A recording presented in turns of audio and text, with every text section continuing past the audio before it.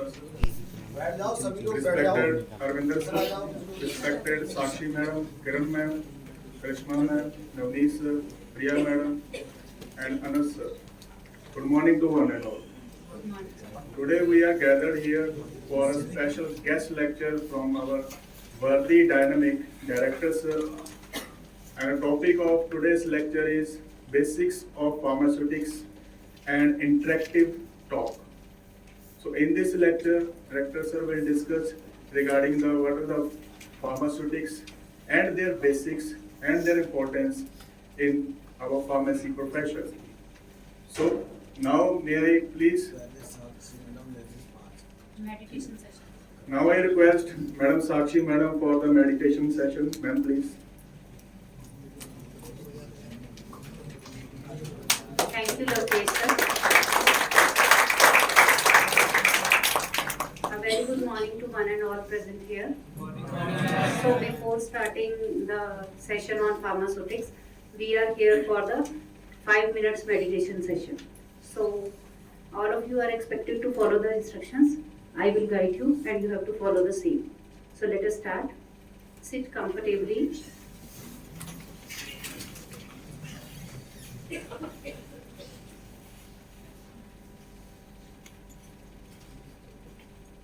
And close your eyes very gently.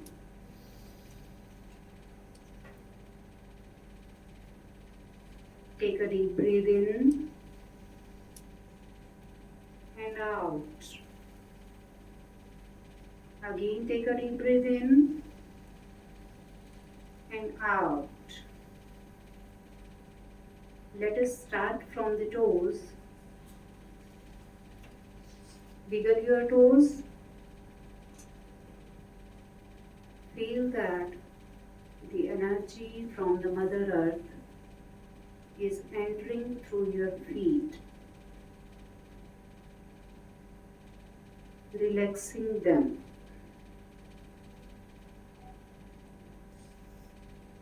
Now the energy is slowly moving upwards through your legs,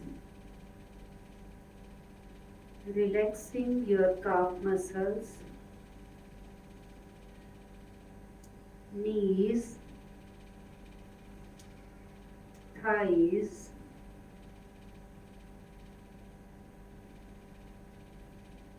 now deeply relax your hips and stomach.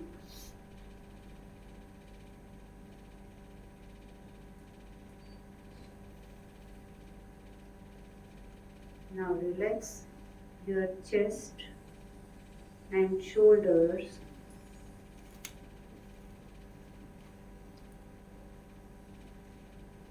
Feel that your shoulders are simply melting away.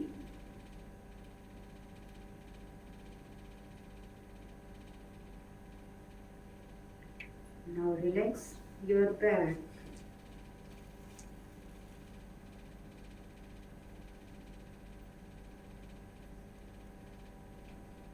Relax your neck muscles, upper arms,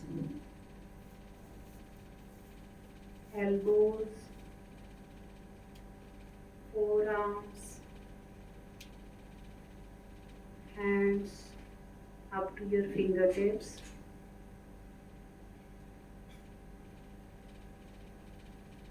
Now take your concentration towards your face. Relax your facial muscles, your eyes, nose, cheeks, jaw, earlobes, forehead,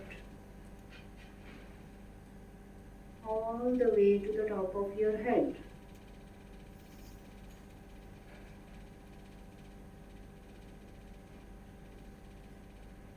Now scan your system from the top to the bottom.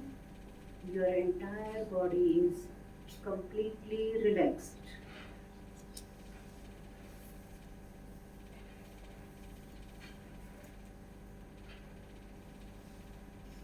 Take your awareness towards your heart.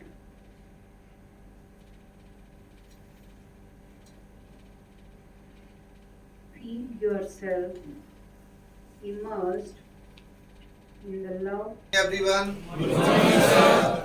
Good morning, everyone. Good morning, sir. So, first of all, everyone have the, here is your pen, writing pad, at least you have, सब लोग अपना अपना निकाल लें. एक class लगभग 90 minutes to 120 minutes maximum. So, if you have any problem, sometime if you need some water or like that, you can use it. But listen carefully. And if you have any doubt, you can discuss with me. So, purpose of this, first, I am audible? Yes, sir. And you are comfortable over here? Yes, okay. So, initially we have started with the meditation. The purpose behind of this one, what you want to accept it. Before to start this, it is required you must be a clear inside and outside. Now my one question over here. सभी लोग चपाती खाते हैं? Yes, sir. चपाती किसकी बनती? आटा कहाँ से आता? वीट से। तो हम छोटा छोटा देश में देखें कि जो आटा आता है तो वो उगता कहाँ है? खेतों में उगता है। खेतों में मिट्टी होती नहीं होती है? तो हम ये 5 चीजें आपको बताते हैं। ये आटा है, गेहूं है। गेहूं जब आता है और आटा के फॉर्मेट में कन्वर्ट होना है, व्हीट के फॉर्मेट में कन्वर्ट होना है, तो इसमें कई तरह की चीजें होती हैं। क्या होती? कई तरह की चीजें होती हैं। जैसे एक इसमें हल्का लाइट वेट मटेरियल होता है जिसको अपन भूसा कहते हैं। आप क्या कहते हैं? यहाँ पर पतली चीजें, लकड़ी हो गई, दूसरी चीजें हो गई जो इजीली रिमूव हो जाती है। तीसरे होते हैं कुछ सॉइल के पार्टिकल्स होते हैं, होते नहीं होते? कुछ कंकड़ होते हैं यानी कि हार्ड मटेरियल होते हैं। हो सकता कुछ कांच का एक आध मटेरियल आ जाए, हो सकता है एक आध मटेरियल कुछ आयरन का आ जाए। ये चीजें होती नहीं होती?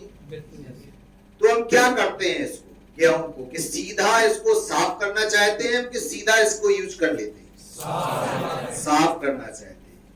तो 5 चीजें हैं, तो पांचों को साफ करने के लिए क्या होंगे? 5 अलग अलग मेथड। फिर इसमें होते हैं छोटे दाने होते हैं जो राई कहते हैं, छोटे छोटे दाने होते हैं, राई कहते हैं, ठीक है? या छोटे दाने मिट्टी के भी हो सकते हैं। तो पहला जो हमारा काम होता है कि हम एयर की मदद लेते हैं। किसकी लेते हैं? हवा की मदद लेते हैं और हवा के प्रेशर से वो सारी चीजें रिमूव कर देते हैं जो आपके लिए यूजफुल। ये कर देते नहीं कर देते? फिर हमने उसको धुल दिया तो क्या निकल जाएगा? धुलने से पहले एक बार और चीज कर लेते हैं, इसको छान देते हैं। क्या कर देते हैं? आप मंडियों में जाओ, छन्ने लगे रहते हैं ऐसे। तो जितने भी दाने गेहूं से छोटी साइज के हैं और आपके लिए यूजफुल नहीं है, वो क्या हो जाते हैं? निकल जाते हैं। फिर तीसरी चीज है इसके अंदर, वो है मिट्टी। अब मिट्टी ना तो इससे निकली और ना ही इससे निकली, तो हमने फिर इसको क्या किया? धुल दिया इसको। जब धुल दिया तो सॉल्युबल चीजें वो भी निकल गई। अब ये भी कर दिया, ये भी कर दिया, ये भी कर दिया। इसके बाद भी हमारे पास एक चीज रह गई जो ना तो इससे निकली, ना इससे निकली, ना इससे निकली। तो फिर हमने इसका क्या किया? तो फिर इसको हम कहते हैं बीनना। क्या कहते हैं? एक एक करके ऐसा बीनते हैं, काफी ग्रुप बनते हैं, बीन लेते हैं। तो इससे क्या निकल जाएंगे? कुछ मेटल पार्टिकल निकल जाएंगे, कुछ हमारे हार्ड पार्टिकल निकल जाएंगे, कुछ ग्लास पार्टिकल निकल जाएंगे। यानी कि अब हमारा गेहूं खाने योग्य हो गया। इसके बाद भी 5वीं बार होता है कि फिर भी खाना खाते खाते समय एक कंकड़ मुंह में आ गया। फिर भी खाना खाते खाते समय हमारे क्या आ गया? जैसे ही हमारे कंकड़ मुंह में आया तो हमने देखा कि अभी अभी तो 20 किलो आटा लाए और हमने घर वालों को कहा कि 20 किलो आटे को पूरे को फेंक दो। ऐसा करते हैं क्या? अरे कंकड़ आया है उसमें, ऐसा करते हैं या नहीं करते? नहीं करते। उस कंकड़ को सहन करते हुए मुंह में आया मुंह से निकाल देते हैं, चपाती में आया तो ज्यादा से ज्यादा चपाती निकाल देते हैं और चलता रहने। मेरा प्रश्न आपसे है, आपके जीवन में क्या ऐसी पांचों चीजें हैं जो आपको लगातार डिस्टर्ब कर रही, और क्या उनके लिए आपने कोई फिल्ट्रेशन रखा? Check yourself. चाहे वो समाज हो, चाहे परिवार हो, चाहे फ्रेंड्स हो, ये आपके अंदर भी है। एक चपाती खाने के लिए we are doing so many types of process, तब खाना चाहते हैं। ये मैं सिर्फ आपको इसलिए बता रहा हूं कि जब तक आप अपने जीवन में फिल्टर नहीं लगाएंगे, जब तक आप अपने जीवन में हर रोज मिलावट पाएंगे, एक चपाती जो हमें खानी है दूसरे ने बनानी है, उसने क्या किया या नहीं किया I don't know, what I want कि वो बहुत अच्छा हो। तो आज से आप चेक करिए कि बहुत छोटी छोटी समस्याएं जो सिर्फ हम धो रहे हैं, जिनका कोई भी यूज नहीं है, और वो समस्याएं हैं कि मेरे पास ये नहीं है, मेरे पास ये नहीं है, मेरे पास ये नहीं है, हमारे पेरेंट्स ने ये कर दिया, सो मैनी थिंग्स। ये वो समस्याएं हैं जो आपकी सेल्फ जनरेटेड हैं, जो हवा से उड़ाई जा सकती हैं। दूसरी वो चीजें हैं जो आपको डिस्टर्ब कर रही हैं, उनको त्याग करिए ना, छन्ना लगाइए। और एक आपको एक एग्जाम्पल देते हैं। मैं एक स्टडी कर रहा था, एक पीसीएस ऑफिसर बनी अभी एक महिला, तो उसके 10 ऐसे फ्रेंड थे, बड़े पक्के कट्टर फ्रेंड थे। 10 ने बाहर जाकर के कोचिंग करना चालू किया, तैयारी चालू की, और उसने देखा कि जब 10 लोग बैठते थे तरह तरह की बातें करते थे। क्या हो जाएगा, हम तो अभी इसी साल आए हैं, सिर्फ 300-400 सीटें हैं, पूरे कंट्री के लोग बैठेंगे, हमें क्या हो जाएगा, कितना पैसा खर्च होगा, कितने साल लगेंगे। कुल मिलाकर के जो फिल्टर था लगाने की जगह वो फिर खेत में गेहूं खड़ा कर देते थे। खेत में क्या कर देते? जब उसको लगा कि अरे यार कितनी निगेटिविटी है, हम ये क्यों नहीं कहते हैं कि अगर मैं एक व्यक्ति हूं तो मुझे कितनी चेयर की जरूरत है बैठने की, और अगर एक ही चेयर है तो मेरी क्यों नहीं है? ये सोच क्यों नहीं डेवलप करता? अगर 350 सीटें हैं, 400 सीटें मेरी, तो एक ही चाहिए ना मुझे, कि मुझे 10 चाहिए कि 9 का कर लीजिए फिर मेरा करिए? Not at all. तो उसने उन 10 को त्याग दिया और नए 2 फ्रेंड बनाए, जिनका सिर्फ एटीट्यूड ये था, अरे यार हम तो एक है, आई एम सिंगल आइडेंटिटी, और मुझे सिंगल सिलेक्शन चाहिए, क्योंकि मैं ना तो किसी का सिलेक्शन करा सकता हूं और ना किसी का सिलेक्शन रोक सकता हूं, क्योंकि मुझे खुद ही नहीं पता है। ठीक है, तो आफ्टर ऑल ये हुआ, this is the real story, कि वो जो 10 लोग उसके जो फ्रेंड और थे, 9 सो कॉल्ड फ्रेंड, वो आज भी तैयारी कर रहे हैं, और जो नए कंसेप्ट के साथ डेवलप हुए वो तीनों का फर्स्ट अटेम्प्ट में सिलेक्शन। सो थिंक तेज बोल रहा है, ओनली थिंक। ये इसलिए अब यहां से हमारा सेशन टेक्निकल चालू होता है। You are in the B.Pharm first semester, so first target is this one. मुझे कुछ भी नहीं आता है, लेकिन मैं फेल नहीं हो सकता। मुझे कुछ भी नहीं आता लेकिन मैं फेल, उसके लिए क्या करना है? जब तक ये डिटर्मिनेशन और एक पॉजिटिव थॉट आपके दिमाग में नहीं आएगा, या ऐसे लोग जो आपके आसपास हैं, जो ढेर सारे एग्जाम्पलों की झड़ी लगाते हो, देखो ना उसको, कितना पढ़ता था, फेल हो गया, ये हो गया, एक सब्जेक्ट रुक गया, 2 रुक गए, नहीं रुके, क्या हुआ, forget it. So I hope that कि आप अपने जीवन में फाइन फिल्टर लगाएं, think positive, what is your weak point, how we can remove this weak point, उस पर हम क्या करें, होमवर्क। मेरी गारंटी है किसी की भी सप्लीमेंट्री आना, किसी का भी फेल होना संभव ही नहीं है। जब तक कि मैं ना सोच लूं कि मैं फेल हो सकता हूं या मैं हो जाऊंगा, तब तक फेल होने का कोई कारण नहीं है, क्योंकि मैंने उस स्पर्धा में भाग लिया है, उस स्पीड पर भाग लिया है। We are participating in such a group जहां पर नो लिमिट ऑफ सीट। अगर हम 100 बच्चे हैं तो हम 100 के 100 फर्स्ट डिवीजन आ सकते हैं। मैंने ये तो कही नहीं कि मेरे को टॉप ही करना है। अगर 100 बच्चे हैं तो 100 के 100 फर्स्ट डिवीजन आ सकते। सो इस थॉट के साथ you will grow. So the topic as after the discussion with the faculty members, one of the small topic, this is the one unit, I think the one parts, so 2 parts is there, emulsion and suspension, think critically, और जो बोला जाए उस चीज को what you want की जो आपको लगता है important है उसको नोट डाउन करें। and maximum part I have taken from my our old books, कुछ को इधर उधर भी किया है and I have tried my best कि इसको मैं properly compile। So this is the pharmaceutical suspension.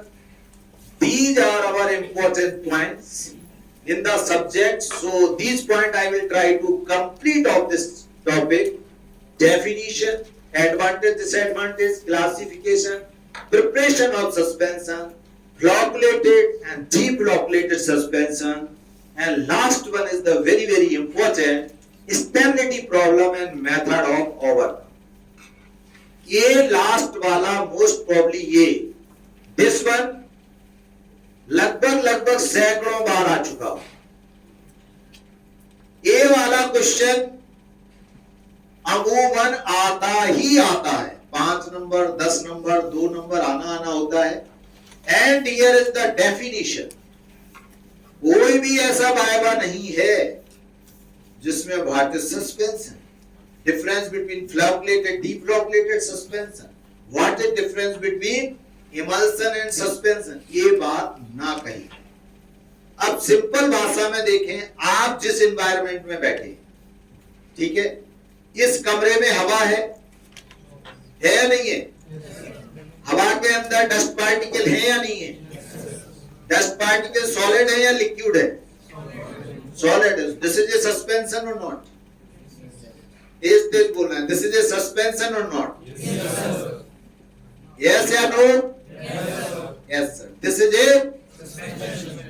A but not a pharmaceutical suspension. This is a suspension but not a, या हम ये कह सकते हैं this is a like a suspension but this is not a suspension. ठीक है, धुएं के पार्टिकल का हवा में होना, गैस टू गैस तो मिक्स हो जाते हैं, बट किसी भी लिक्विड या 2 फेज ऐसी होती हैं, this is like a suspension but this is not a pharmaceutical suspension like this one. So here is the important point. ये हम जिन चीजों पर बातचीत करेंगे, डिस्पर्सन, कोल्ड डिस्पर्सन, बाइफेजिक, हेट्रोजीनियस, तो आप इसमें कंफ्यूज नहीं हो। और now this is the dispersion system से सीधा हम चालू करते हैं। डेफिनेशन ऑफ पहला जो पॉइंट है सस्पेंशन। ठीक है, तो सस्पेंशन को अगर देखें आप, फार्मास्यूटिकल सस्पेंशन इज ए बाइफेजिक। इसको अभी एक बार पढ़ लेते हैं, जो सेकंड पार्ट है उसमें टू द पॉइंट चलेंगे। इट इज ए बाइफेजिक और हेट्रोजीनियस। हेट्रोजीनियस को हम क्या कहते हैं? बाइफेजिक कहते हैं। इट इज ए बाइफेजिक और हेट्रोजीनियस और कोल्ड डिस्पर्सन, यानी कि चाहे बाइफेजिक हो, चाहे हेट्रोजीनियस हो, चाहे कोल्ड डिस्पर्सन हो, मायने तीनों के एक है। आगे एक किया है हमने, और liquid preparation in which the internal phase is dispersed uniformly throughout the external phase। सिर्फ इतना अगर कोई पूछता है तो सस्पेंशन इज ओवर और पार्टिकल साइज है 0.5 to 5, सिंगल है और the combination is the third. अब इसकी इस डेफिनेशन को आपको रखना है, ठीक है। वहां से हम एक्टिव हो गए। अब फार्मास्यूटिकल सस्पेंशन है ये in which internal phase is dispersed uniformly throughout the समझ में आएगा। फार्मास्यूटिकल सस्पेंशन है ये वाई फेजिक लिक्विड प्रिपरेशन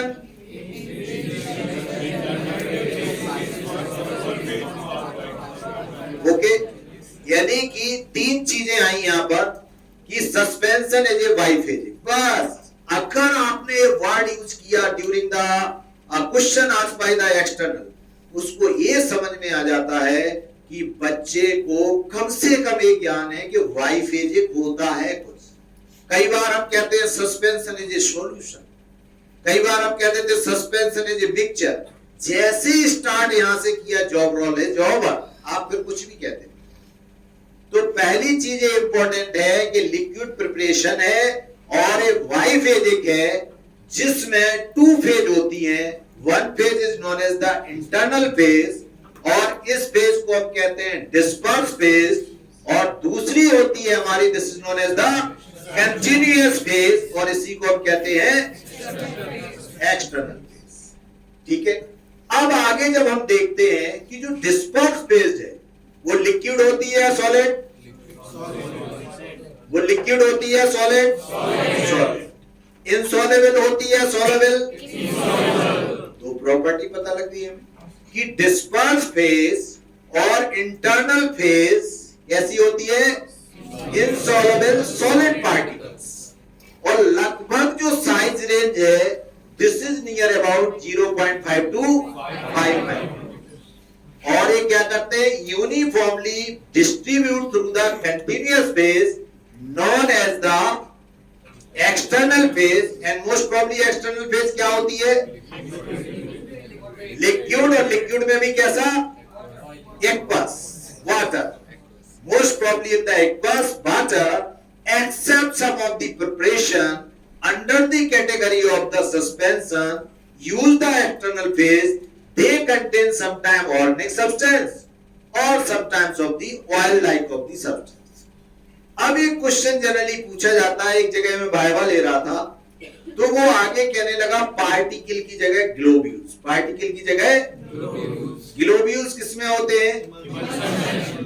तो पहली दो चीज बहुत ध्यान से रखना है कि emulsion is a biphasic liquid preparation in which two liquid immiscible, और उस इमिसिबल में one phase is the aqueous and one phase is the white, one phase is the aqueous another phase is the, और जैसे ही हम उसको सेक करते हैं तो ये बहुत ज्यादा महत्वपूर्ण हो जाता है।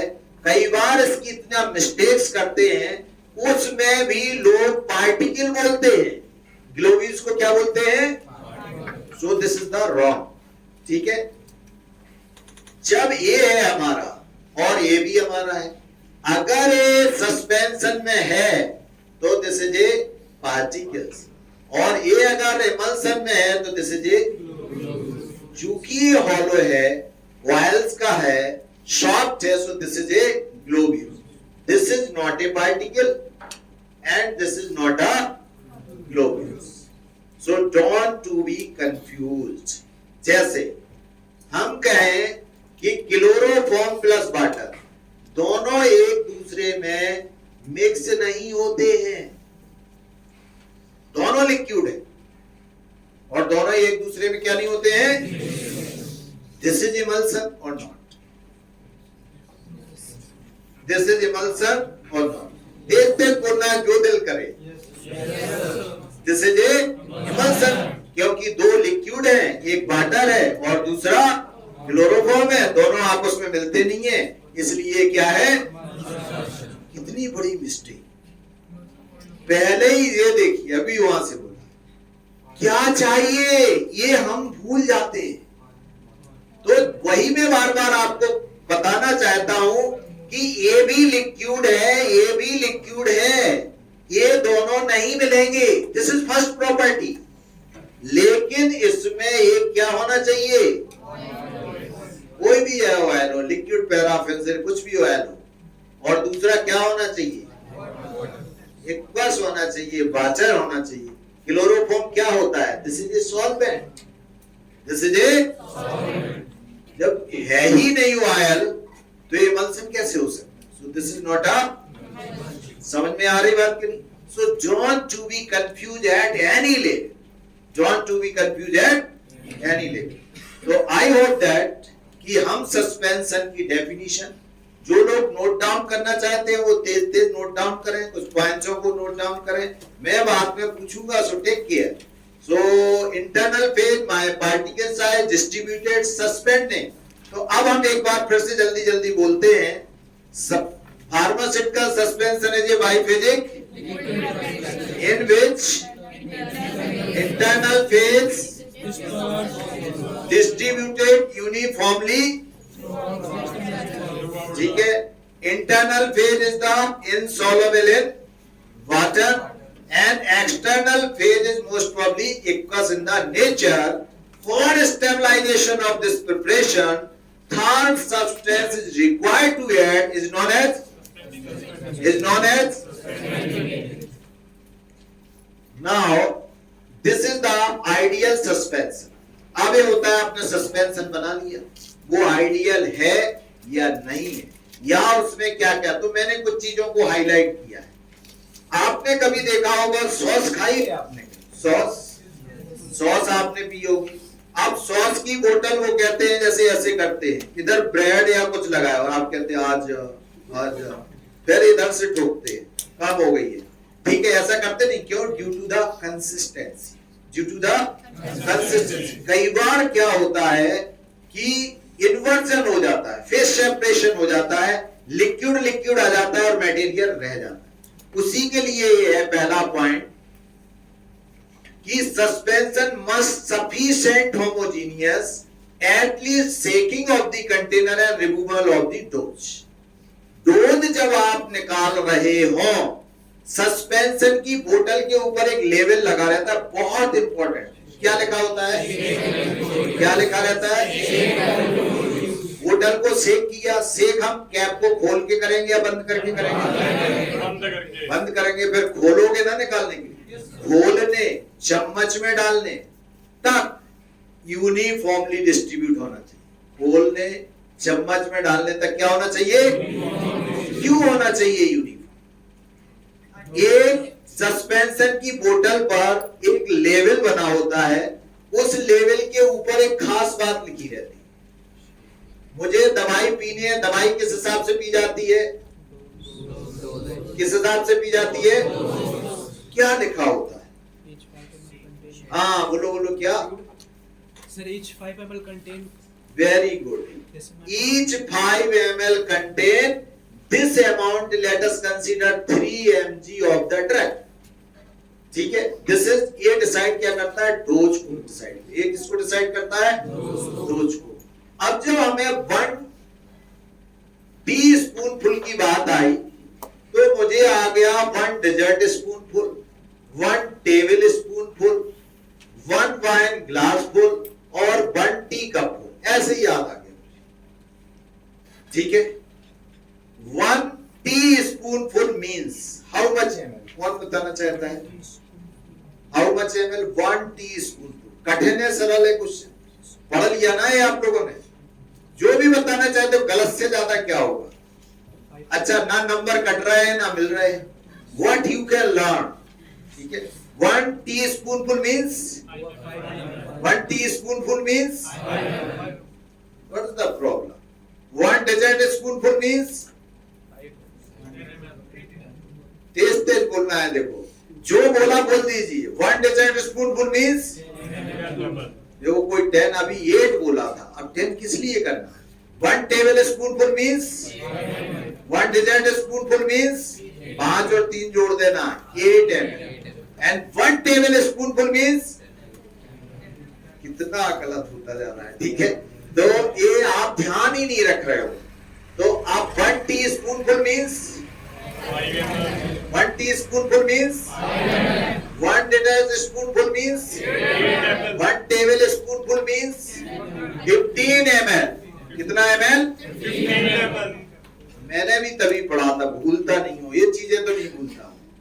हाँ, ये इसको किसी को भी बोल देंगे 1 वाइन ग्लास फुल, ओ 1 पैक बन रहा है, 2 पैक बन रहा है, लाइक दैट। हालांकि मेरा कोई वास्ता नहीं है, लेकिन अध्ययन सबका करना, कोई वास्ता नहीं है लेकिन अध्ययन। जैसे अभी यहाँ से पूछे मुझसे, एक बार एक व्यक्ति ने कहा कि आप ऐसी, आपके अंदर क्या क्वालिटी है, या आप जो इस पोस्ट के लिए अप्लाई करते हो कि आपको लेना चाहिए हमें। तो मैंने कहा कि अगर आप 1 लाख व्यक्ति को बुलाओ, कितने व्यक्ति को बुलाओ, और उनमें इस पोस्ट के लिए 5 क्वालिटियों को देखो, वो 5 मेरे पास होंगी और मैं 5 व्यक्तियों के अंदर हूं। तो बोले फिर मेरा क्या होगा? हमने 1 हुआ ना, 4 अभी बाकी है। चेक योरसेल्फ, क्या उस 4 में आते हो? अगर मैं दावे से कहता हूं, अगर ईमानदार 1 लाख लोगों में से 10 को सिलेक्ट करना हो तो मेरा नंबर आना चाहिए, लेकिन 1 को ही सिलेक्ट करना हो तो थोड़ा मुझे सोचना, लेकिन अगर 10 को सिलेक्ट करना हो तो मेरा नंबर आए, सुनिश्चित है। ठीक है, ऐसे अगर काम में, अगर जिस पोस्ट के लिए मैं काम कर रहा हूं और अगर 100 में से 5 लेना है तो मेरा नंबर आना चाहिए, मैं दावे से करता हूं, आना चाहिए, मतलब आना चाहिए, ये सोच डेवलप करनी। तो अब आ गया 1 वाइन ग्लास फुल कितने ml होता है? आपके यहाँ कैंटीन वाला चाय देता है, चाय वो गिलास में देता है, कप में देता है? गिलास में देता है, कप दोनों एक बात है, चाय का ही कप है, चाय का गिलास। ट्रेन में पीते हो चाय किस में देता है? कप में देता है, गिलास में देता है। कितने ml देता है? क्या चीज? नहीं, जो दिल कर रहा वो बोलो, कितने ml देता है? 30 ml देता है। अब ये कितना दुर्भाग्य है हमारी कंट्री का क्या है? अब आप रेलवे स्टेशन पर जाइए, उस पे लिखा होता है, कोई भी दुकान पर लिखा होता है 1 प्लेट पकौड़े, 1 प्लेट ₹60, इतना ही लिखा होता है, और लिखा होता है। ये हमारा दुर्भाग्य है कि हम देख ही नहीं रहे हैं। 1 प्लेट पकौड़ा ₹60, मैंने तो 2 पकौड़ा रख दिए प्लेट में, स्वीकार है क्या? इट मीन्स उसके अंदर वेट लिखा होता है। 1 टी कप फुल मीन्स वो कितनी दे रहा, फॉरगेट इट, लेकिन उस पर क्या लिखा है, क्लेम कैसे करोगे दिस इज रॉन्ग और राइट? तो 1 टी कप फुल, अब आगे आप पढ़ करके देख लेना वो कितनी दे रहा, मुझे नहीं है, 120 ml। अगर आपको कम दी जा रही है और आप क्लेम करते हो, उसकी 12 बच जाएगी। ठीक है, 1 samosa cost ₹15, 1 samosa cost ₹15, this is sufficient? Not at all. Wait लिखा होता है, क्योंकि समोसे के अंदर आलू है, तेल से तला हुआ है, पपड़ी है। यहां पर आप मोगा में चले जाए, एक समोसा 20 रुपए का है। प्रताप रोड पर एक ठेला वाला खड़ा रहता है, वो 5 रुपए में दे रहा है। यार कैसे हो रहा है? तो वो समोसा, ये समोसे में फर्क है। जो ऑफिशियल दुकानें होती हैं उनके लिए गाइडलाइंस हैं कि you write down the quantity. Even सब्जी अगर लिखी है 1 प्लेट ऑफ पनीर की सब्जी, हाउ मच अमाउंट, कितने ग्राम, वो कम दे रहा, ज्यादा दे रहा, ये छोड़ दीजिए। छोटी प्लेट में दे रहा, बड़ी में दे रहा, ये छोड़ दीजिए। लेकिन being a pharmacist, being a technical person, whenever you are the sitting either in the airport, either in the railway station or anywhere, you must know that कि कितना है। और 1 wine glass full is the 60 ml। कितने होता है? तो 4-5 चीजें पता लग गई आपको। पहला 1 teaspoonful, dessert spoonful, table spoonful, 1 wine glass full, 1 tea cup full. आपको बताना है 1 drop equivalent to how many ml? हाँ, जब कितना बोला है 0. एक बोलो, जो भी बोलना है, एक बोले फिर सब बोले। कितना 0.6 ml। मैं इसको गलत कर देता हूं। नेक्स्ट दूसरा 0.05। 0.05। This is correct. So 1 drop equivalent to 0.05 ml। 15 minutes equal to 1 ml। 15 minutes 15 equal to, आंख में आप दवाई लीटर में डालते हो, ml में डालते हो, कैसे डालते हो? किस में डालते हो? ड्रॉप में डालते हो। वेरी। तो एक ड्रॉप कितने के बराबर है? अभी आंख में नहीं डाली है, अब आंख में डालते हैं। तो आंख में आंसू आता है तो कितनी देर अंदर बना रहता है? बाहर आता है, अंदर ही गुलाटे खाते रहता है? बाहर आ जाता है। कितनी क्वांटिटी हो जाए आंसू की तब बाहर आता है। तो इसके अंदर एक जगह होती है आंख की, जिसको हम ऑक्यूसाइट या दूसरे पैच या कोई डोजेस फॉर्म लगा सकते हैं। उस जगह को क्या कहते हैं?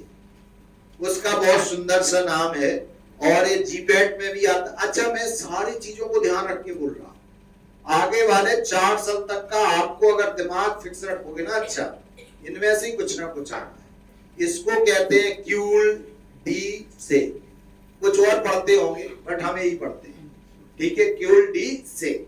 और इसका जो वॉल्यूम होता है 0.02 है। कितना होता है? ये क्वेश्चन आया था कि how much amount of the liquid drain from the eye की कैपेसिटी 0.25 है। अगर 2 बूंद डालते हैं उसका नियर अबाउट 1/6 पार्ट ही आंख में रह सकता है, बकाया सब क्या हो जाता है? ड्रेन हो जाता है। लेकिन आंख बहुत सेंसिटिव है, हम इससे कम डाल नहीं सकते हैं और ड्रेन होने दो, देयर इज नो प्रॉब्लम, कुछ कर नहीं सकते। समझ में आया?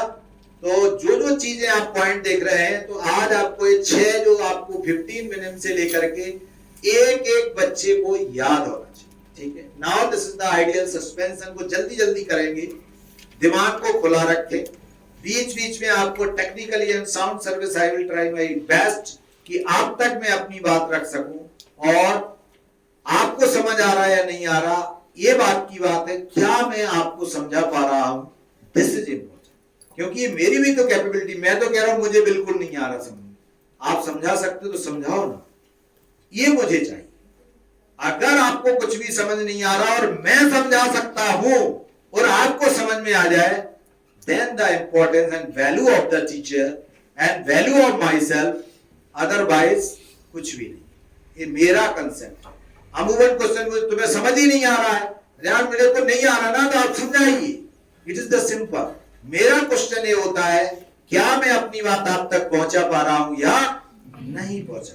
This is important. तो सफिशिएंट होमोजीनियस चेक करने के बाद ये हो